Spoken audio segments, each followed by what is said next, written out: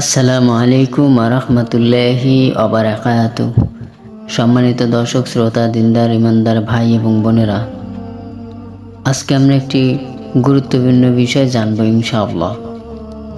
আশা করি সকলে মনোযোগ সহকারে কথাগুলো শুনে বুঝে আমল করব। আজকের ভিডিওর মাধ্যমে আমরা গুরুত্বপূর্ণ আল্লাহ রাব্বুল আলামিনের ভালোবাসা পাওয়ার 8টি আমল সম্পর্কে বিস্তারিতভাবে জানব ইনশাআল্লাহ। কেউ ভিডিওটি না টেনে পুরোপুরি কথাগুলো মনোযোগ সহকারে শোনার চেষ্টা করবে ইনশাআল্লাহ। কারণ আমরা যদি আমলই ঠিকভাবে না শুনি বা না বুঝি বা না জানি, তাহলে করব কিভাবে? আর যদি সঠিকভাবে আল্লাহ রাব্বুল আলামিনের দেখানো পথ এবং আল্লাহ রাসূল সাল্লাল্লাহু আলাইহি ওয়াসাল্লামের প্র্যাকটিক্যালি যেগুলো আমাদের জন্য ফরজ এবং যেগুলো আমাদের জন্য আমলের উপযুক্ত করে গেছেন, সেগুলো যদি আমরা না জানতে পারি তাহলে আমল করতে পারবো না। তো আসুন কথা না বাড়িয়ে মূল আলোচনার দিকে উদ্ধাপিত হচ্ছি ইনশাআল্লাহ। আল্লাহ রাব্বুল আলামিনের ভালোবাসা অর্জন করতে পারা বান্দার জীবনের সবচেয়ে বড় পাওয়া। খুশির ব্যাপার হলো কি আমল করলে আল্লাহর ভালোবাসা পাওয়া যাবে। পবিত্র কোরআনে তিনি নিজেই তা বলে দিয়েছেন। এইখানে তেমনি কয়েকটি আমলের কথা বলছি, যেরকম 8টি আমলের কথা বলবো একটি একটি করে। সকলেই মনোযোগ সহকারে ধৈর্য সহকারে কথাটি শুনব। 1 নাম্বার, ইহসান।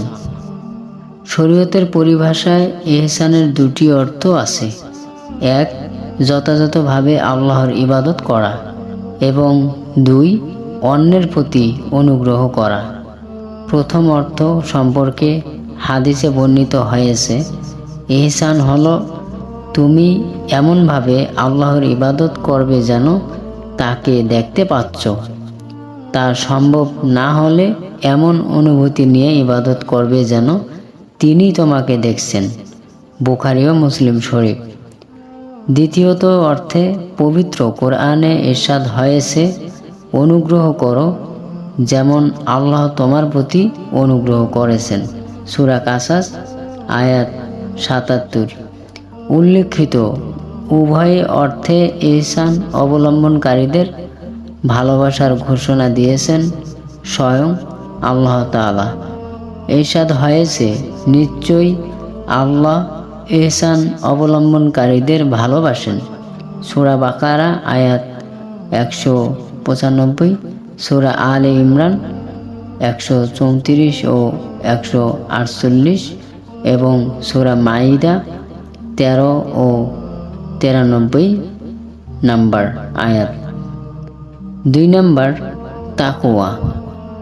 তালক ইবনে হাবিব রহমতুল্লাহ আলাইহি বলেন, তাকওয়া হলো সওয়াবের আশায় আল্লাহর নির্দেশিত পথে তার আনুগত্য করা এবং তার শাস্তির ভয়ে তার নিষেধ করা বিষয় থেকে বিরত থাকা। কিতাবুত তাকওয়া। পবিত্র কোরআনে আল্লাহ বলেছেন, নিশ্চয়ই আল্লাহ তাকওয়াবানদের ভালোবাসেন। সূরা আলে ইমরান আয়াত 76 এবং সূরা তাওবা আয়াত 4 ও 7। 3 নাম্বার, ইনসাফ। বিচার আচারে নিরপেক্ষ অবস্থান গ্রহণ করে যথাযথ ফয়সালা দেওয়া। রাষ্ট্র প্রতিষ্ঠান কিংবা পরিবার পরিচালনায় অধীনদের মধ্যে সমতা ও ন্যায্য অধিকার নিশ্চিত করা। পবিত্র কোরআনে আল্লাহ তাআলা বলেছেন, নিশ্চয়ই আল্লাহ ইনসাফকারীদের ভালোবাসেন। সূরা মাইদা আয়াত 42, সূরা হুজরাত আয়াত 9 এবং সূরা মুমতানিয়া আয়াত 8। 4 নাম্বার, তওবা।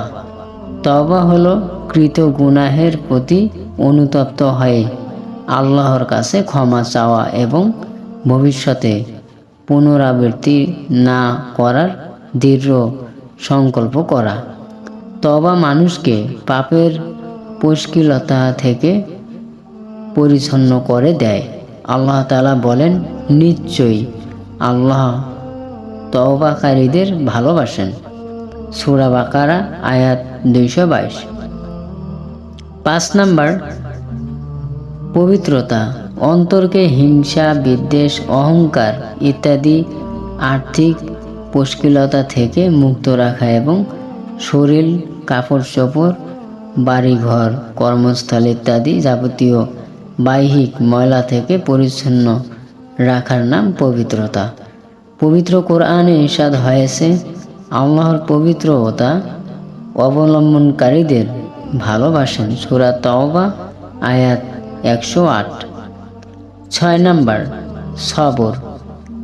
সাধারণ সবর বলতে আমরা কেবল বিপদে ধৈর্য ধারকেই বুঝি, তবে ইসলামে এর অর্থ আরও ব্যাপক।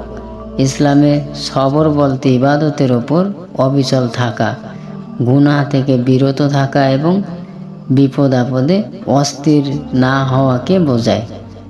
আজ সবর সালি আল মুনাজ্জিদ।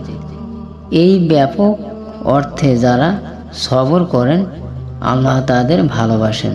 সূরা আলে ইমরান 146 নম্বর আয়াত। 7 নাম্বার, তাওয়াক্কুল।